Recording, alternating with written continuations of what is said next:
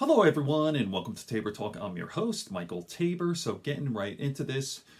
So, I'm a little sad today. It looks like I won't be listening to the Sam Harris podcast anymore. So, his latest episode, number 177, I'm going to play this in a minute, but he's going to start charging. He's going to have to, he's a subscribership fee. So I will comment afterwards. I'll play this. I'm very disappointed. By the way, I've listened to every single one of Sam's podcasts.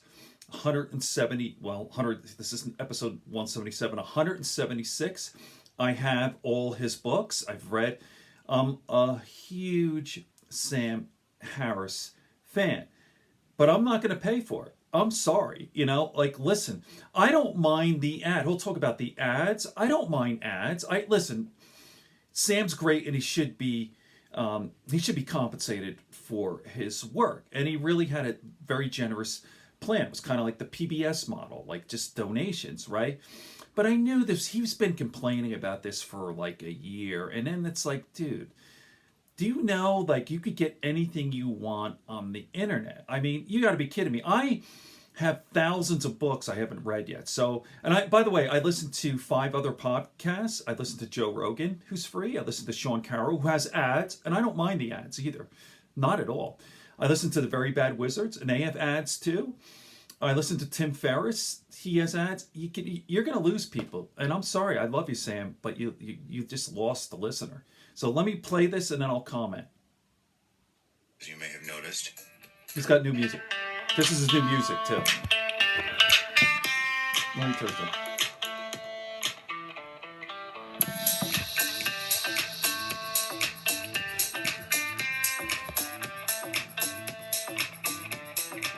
Welcome to the Making Sense podcast. This is Sam Harris. Okay, significant housekeeping today and a significant afterword. And new music, as you may have noticed, courtesy of Sophie Tucker. Thank you to the band. Okay, so I have an announcement to make about a change to the podcast going forward. As most of you know, the show has relied on audience support for several years, ever since I realized I was allergic to running ads. But it's finally become clear to me that the support model is broken, probably in principle. The ad model is also broken, but for very different reasons. I disagree. First, let me say that those of you who have been supporting the podcast are total heroes. You are the reason why I've I been able agree. to grow it into the platform it's become. So I want to thank you for that. I consider myself extraordinarily lucky to have you. And I doubt there's a podcaster out there for whom the support model has worked better. But it still isn't working the way that I'd hoped. The percentage of people who support the show has never climbed beyond the single digits. And I now have several years of data on this. There seems to be some law of behavioral economics at work here. So those of you who have supported the show are true outliers, and that's awesome. But the psychological reality is that we've all grown used to an internet that is almost entirely subsidized by ads. And the negative effects of the ad model are now legion. It has undermined our politics. It has nearly destroyed journalism. I mean, I agree with them there. I mean, clickbait and insane privacy violations no, it's and cancel culture. That's true. It is true to say that almost everything that is wrong with our digital lives, and much that's now wrong with our society, can be traced to this business model.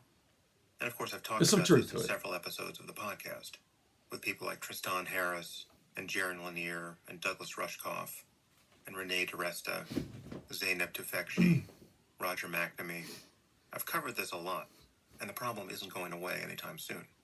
And one insidious consequence of the ad model that's especially relevant here is that it has anchored everyone to the expectation that most digital content should be free. I totally get it.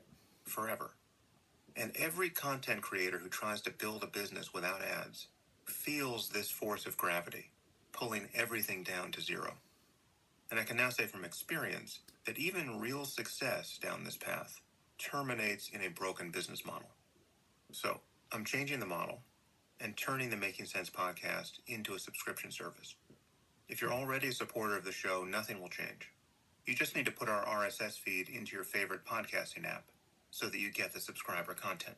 The instructions for doing this can be found on your subscriber content page on my site once you're logged in. It just takes a minute to do, and if you need help, just email support@samharris.org.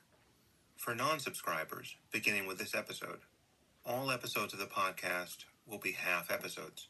So non-subscribers will get the first part of the conversation, but they won't get the second. And the first part won't be edited in a way that makes it seem sufficient. It won't be sufficient. The point is that if you really care about listening to this podcast, you'll need to subscribe through my website. Mm-hmm. Now, all of you know that I never want money to be the real reason why someone can't get access to my digital content. This has always been true for my podcast, and it's been true for the Waking Up app since we first launched. If someone can't afford the app, they need only send an email to support@wakingup.com, and we give them a free year subscription. All right. And if their luck hasn't changed by the end of the year, they just need to send another email. That will also be our policy. But who's going to do that? So, what can I say? I love Sam, but I'm not paying. It's just, it's a matter of principle for me. I don't care if it's $1.90. I don't know what it is, but it kind of, I think back to when Howard Stern went to Sirius, right? So I've been listening to Stern forever. Was it after, when did Stern go to Sirius Satellite? I don't know, early 2000s. And I'm like, I'm not paying to listen to radio. I'm not paying $10 a month or whatever. Like, no. Like, listen, I don't like ads either. But if that's the model, I mean, it's just, and especially today, 2019, anything you want is there on the internet. Sam is amazing and he's awesome. And I've learned so much over the 5-6 years I've been listening to him, whatever. I haven't read all his books. I have them all. I haven't finished The Moral Landscape, and he's a hero of mine. But I mean, dude, I got thousands of books I have to get to. I have 5 other podcasts that don't require a fee to listen to. So why would I do it? So I'm sorry. Bye, Sam. Off my list. Tabor Talk, good friends, good books, and a sleepy conscience.